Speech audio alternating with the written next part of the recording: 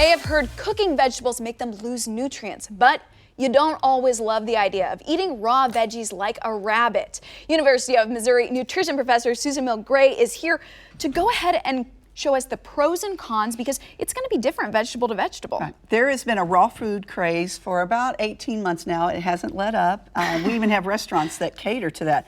And we have folks who really truly believe that eating produce in its natural state will get you the most nutrients. And that's kind of the rumor out there. And that is, and it's sort of pros and cons. So that's what I want to work through today and help people understand. So popular vegetables. We're going to be right focusing on vegetables because most of us eat fruit raw. So that doesn't become it's not much of an issue. But vegetables is where we really get into sort of a controversial thing. So what about carrots and tomatoes? Because these ones are on like everyone's list. Right. So each of these vegetables contains certain vitamins that you get when you eat them raw.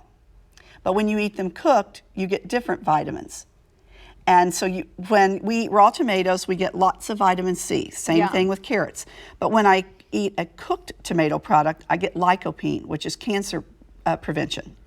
And when I eat cooked carrots, you and I get beta carotene, which is the building block of vitamin A. So those are both so important. So we'd be better to have sort of a mixture of You want a mixture. You want some raw, you want some cooked, because lycopene and beta carotene, you can't get that one if you're eating both of these products only raw. Okay, that makes a lot of sense. On this side of the table, I put out some produce, and notice they're all green, that these are products that we get the most nutrients from if we eat them raw. Okay, and what are we looking at snow here? peas, green beans, asparagus, Brussels sprouts, kale, spinach. So now, I want to ask you, because 3 of those, right, it's kind of like... Who's going to sit around and eat raw asparagus and raw green beans, or right? Brussels sprouts. So when you're cooking these, you want to use particular cooking methods. You want to saute, you might want to steam, roast, bake, or microwave, because you asked me about microwaving. So using as least amount of water as possible, because the vitamins in these particular produce are destroyed by water. Okay. What happens is the water leaches it or steals it from the produce. So you want to sort of save that water, use it in soups and stews, casseroles, broths. So keep that in mind. And another thing is cook these until they're just soft enough to really to eat them. So that's why when you go to high-end restaurants, a lot of times the green beans and asparagus still have a crunch. Because they know that and they protect that. So you want it to bend, like for instance with the green bean. Right, and these bend, but they would still be very hard for us to chew. So they need to be soft enough that we can chew those up. Can we also touch on the kale for a second? Yes. Because there are so many people who are doing like kale chips and baking the kale. Again, baking or roasting is okay. It protects the nutrients, but you're going to get a lot more if you're eating it raw. Okay, so it's one of those like catch-22. You might like one for taste or texture better, but nutrient-wise, we should be putting in the greens. Raw. And one of the things, a lot of people are like, oh, well, I like cooked spinach.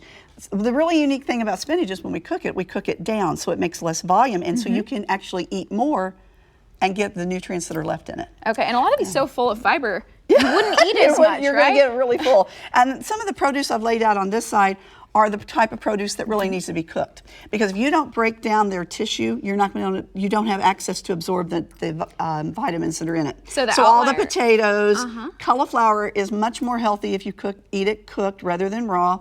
The winter squash that we're getting ready to have, butternut, acorn maybe? Acorn, and as well as pumpkin.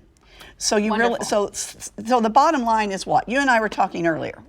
Well, you need to get the veggies in there, but yeah, variety is sort of the spice of life and can bring it all.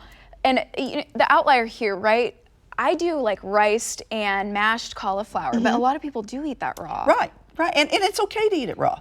And the message is that you want a combination, some raw, some cooked, and the other thing is try to use as little amount of water as you can.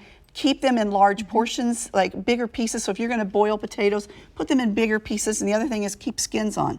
Well, thank you so much. And yeah, the skins, right? That's something That's where all the nutrients, a lot of the nutrients are there, and it's in the flesh that lies right against the skin. So when you peel that skin off, you lose a lot of the nutrients in some of these, what we call really hard, dense tuber vegetables. Thank you so much, Susan. We really appreciate it.